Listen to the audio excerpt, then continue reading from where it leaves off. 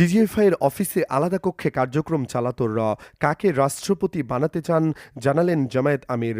৫৯ ঋণখেলাপি ব্যাংক ডাকাতদের বগলের নিচে রেখে করবেন দুর্নীতি দমন। আমাদের চ্যানেলটি সাবস্ক্রাইব করে পাশেই থাকুন। এখন জানাবো বিস্তারিত প্রতিবেদনটি। সাবেক সেনাপ্রধান জেনারেল ইকবাল করিম ভূঁইয়া বলেছেন, তিনি সেনাপ্রধান থাকাকালে জানতে পারেন মেজর জেনারেল অবসরপ্রাপ্ত তারিক সিদ্দিকীর ছত্র ছায়ায় ভারতীয় গোয়েন্দা সংস্থা রয়ের কিছু ব্যক্তি নিয়মিত ডিজিএফআইয়ের অফিসে ভিজিট করত এবং সেখানে যে ৭টি মিটিং রুম ছিল তার একটিতে তাদেরকে কাজ করতে দেওয়া হতো। তারা বিভিন্ন সময়ে কিছু ব্যক্তিকে জঙ্গি হিসেবে চিহ্নিত করে তার তালিকা ডিজিএফআইয়ের কাছে দিত। সোমবার আন্তর্জাতিক অপরাধ ট্রাইব্যুনাল ১-এ গুম খুনের ঘটনায় মানবতাবিরোধী অপরাধের মামলায় জিয়াউল আহসানের বিরুদ্ধে জবানবন্দিতে তিনি কথা বলেন। ইকবাল করিম ভূঁইয়া বলেন, সেনাপ্রধানের তথ্য পাওয়ার জন্য অনেক সূত্র রয়েছে। আমার অধীনে আর্মি সিকিউরিটি ইউনিট এবং ডাইরেক্ট মিলিটারি ইন্টেলিজেন্স নামে দুটি ব্যক্তি বা সংস্থা রয়েছে। এছাড়া র্যাবের অফিসার এবং অন্য ব্যক্তিদের সঙ্গে আলাপের মাধ্যমে আমি অনেক তথ্য জানতে পারতাম। এসব তথ্যের মাধ্যমে জানতে পারি সেনাবাহিনীর জুনিয়র অফিসারদের মিসগাইড করা হচ্ছে এবং ভুল পথে পরিচালিত করা হচ্ছে। এ ব্যাপারে তিনি ৩টি ঘটনা উল্লেখ করেন। প্রথমত, একজন কনিষ্ঠ অফিসার র্যাব থেকে প্রত্যাবর্তনের পর তার সঙ্গে সাক্ষাতের জন্য অফিসে আসেন। র্যাব থেকে যারা ফিরে আসতো তাদেরকে তিনি প্রথম প্রশ্ন করতেন, তারা কতজন মানুষ হত্যা করেছেন। এই অফিসারকে একই প্রশ্ন করা হয়। সে উত্তরে বলল ৬ জন। তখন তাকে জিজ্ঞেস করেন, ৬ জনকে কি সরাসরি গুলি করে হত্যা করা হয়েছে? উত্তরে সে বলল ২ জনকে সে সরাসরি হত্যা করেছে এবং বাকি ৪ জনকে হত্যার সময় সে সেখানে উপস্থিত ছিল। এরপর সেনাপ্রধান জিজ্ঞেস করেন, প্রতি হত্যার জন্য কত টাকা করে পেয়েছো? উত্তরে সে বলল ১০,০০০। তখন জিজ্ঞাসা করা হয়, টাকা নিয়ে কি করেছে? উত্তরে সে বলল, টাকাগুলো গ্রামের মসজিদে অনুদান হিসেবে দিয়েছে।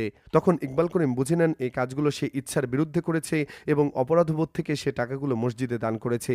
দ্বিতীয় ঘটনাতে একজন লেফটেন্যান্ট কর্নেল তার সঙ্গে সাক্ষাতের জন্য অফিসে আসেন। তিনি তাকে জিজ্ঞেস করেন, কতজনকে হত্যা করেছো? সে বলল ৬ জন।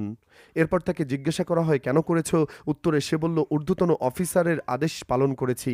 তিনি তাকে জিজ্ঞাসা করেন, আমি তোমার ঊর্ধ্বতন অফিসার কিনা? সে বলল, হ্যাঁ। আমি জিজ্ঞেস করলাম, আমি যদি আমার হাগু তোমাকে খেতে বলি খাবে কিনা? সে বলল, না। আমি তাকে জিজ্ঞাসা করলাম, নিরস্ত্র বেসামরিক ব্যক্তিকে হত্যা করা এবং হাগু খাওয়ার মধ্যে কোনটা নিকৃষ্ট? সে বলল, নিরস্ত্র বেসামরিক ব্যক্তিকে হত্যা করা। আমি তাকে বললাম, তাহলে কেন করেছো? উত্তরে সে নিশ্চুপ থেকেছে। তৃতীয় ঘটনাতে একজন মেজর, তিনি আগে আমার সঙ্গে চাকরি করতেন। র্যাবে পোস্টিং হওয়ার কিছুদিন পর তিনি আমার সঙ্গে সেনা ভবনে দেখা করেন। তার আগের একটি ঘটনা, আমার কর্ণপাত হওয়ার কারণে আমি তাকে সে বিষয়ে জিজ্ঞাসা করি। ঘটনাটি ছিল হোটেল রেডিসনে চাকরিরত একটি মেয়েকে কিছু দুর্বৃত্ত রাতে বাড়ি ফেরার সময় ধর্ষণ ও হত্যা করে। সে ওই ব্যক্তিদের হত্যা করে। আমি তাকে জিজ্ঞাসা করি, তুমি আইন নিজের হাতে তুলে কেন নিয়েছ? সে বলল, এই ব্যক্তিগুলো সমাজবিরোধী ব্যক্তি এবং তাদের বেঁচে থাকার অধিকার নেই। আমি তাকে বললাম, তুমি যে আইন ভঙ্গ করে তাদের হত্যা করেছ, তুমিও তো সমাজবিরোধী ব্যক্তি। সে এরপর নিশ্চুপ হয়ে যায়। পরবর্তীতে আমি তাকে প্রতিজ্ঞা করাই সে র্যাবে আর এই ধরনের কাজ করবে না। কিন্তু হতাশার সঙ্গে দেখি কিছুদিন পর সে ফেসবুকে একটি পোস্ট দিয়েছে যেখানে দেখা যায় শাপলা চত্বরের ধোয়াটে পটভূমিতে সে এবং কর্নেল জিয়াউল একে অপরের কাঁধে হাত রেখে দাঁড়িয়ে আছেন। অসংখ্য ইন্টারভিউর মধ্যে এগুলো ছিল অল্প কয়েকটি উদাহরণ। এদিকে ক্ষমতায় গেলে রাষ্ট্রপতি কি হবেন এমন প্রশ্নের জবাবে বাংলাদেশ জামায়াতে ইসলামের আমির ডক্টর শফিকুর রহমান বলেছেন, যিনি সৎ, যোগ্য এবং নিষ্ঠাবান ব্যক্তি এমন মানুষই আগামীর রাষ্ট্রপতি হবেন। শফিকুর রহমান বলেন, দেশের মানুষ দীর্ঘদিন ধরে ন্যায় বিচার, সুশাসন ও মানুষের অধিকার প্রতিষ্ঠার জন্য অপেক্ষা করছে। জনগণের প্রত্যাশা পূরণের নেতৃত্ব নির্বাচনের ক্ষেত্রে যোগ্যতা ও সততাকে সর্বোচ্চ গুরুত্ব দেওয়া হবে। রাষ্ট্রপতি প্রসঙ্গে করা প্রশ্নটি নিয়ে এলাকাবাসীর মধ্যে আলোচনাও দেখা যায়। অনেকেই জানতে চান, জামায়াত ক্ষমতায় গেলে রাষ্ট্রপতি কি হবেন কিংবা রাষ্ট্র পরিচালনার গুরুত্বপূর্ণ পদগুলোতে কারা দায়িত্ব পাবেন। এমন প্রশ্নের জবাবে ডক্টর শফিকুর রহমান রাষ্ট্রপতির নাম ঘোষণা না করে মূলত নীতিগত অবস্থান তুলে ধরেন। তিনি বলেন, রাষ্ট্রের গুরুত্বপূর্ণ পদে বসার জন্য প্রধান শর্ত হচ্ছে সততা, যোগ্যতা ও নিষ্ঠা। এমন মানুষই জনগণের আস্থা অর্জন করতে পারে এবং দেশের মর্যাদা রক্ষা করতে সক্ষম।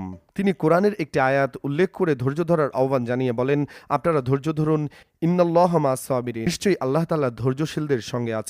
রাজনৈতিক পরিবর্তনের জন্য মানুষের ধৈর্য ও সংগ্রাম প্রয়োজন। তিনি আরও বলেন, দেশের মানুষ ন্যায় বিচার চায়, শান্তি চায়, সুশাসন চায়। আমরা চাই এমন একটি বাংলাদেশ যেখানে কেউ রাজনীতির কারণে নির্যাতিত হবে না, কেউ অন্যায়ের শিকার হবে না। এদিকে আসন্ন নির্বাচনকে কেন্দ্র করে রাজনৈতিক অঙ্গনে উত্তাপ বাড়ছে। ভোটের প্রচারণায় রাজনৈতিক দলগুলোর নেতারা একে অপরকে নানাভাবে সমালোচনা করছেন। বাংলাদেশ জামায়াতে ইসলামের আমির ডক্টর শফিকুর রহমান বিএনপির উদ্দেশ্যে প্রশ্ন রেখে বলেন যে, ৫৯ জন ভয়াবহ ঋণখেলাপি ব্যাংক ডাকাত, এদেরকে আপনারা মনোনয়ন দিলেন কেন? তাদের বগলের নিচে আশ্রয় দিয়ে এমপি বানিয়ে আপনারা বিএনপি অর্থাৎ দুর্নীতি করবেন? রবিবার রাজধানীর বাড্ডার ডিআইটি প্রজেক্ট খেলার মাঠে আয়োজিত এক নির্বাচনী জনসভায় প্রধান অতিথির বক্তব্যে তিনি এসব কথা বলেন। এতক্ষণ আমাদের সাথে থাকার জন্য ধন্যবাদ।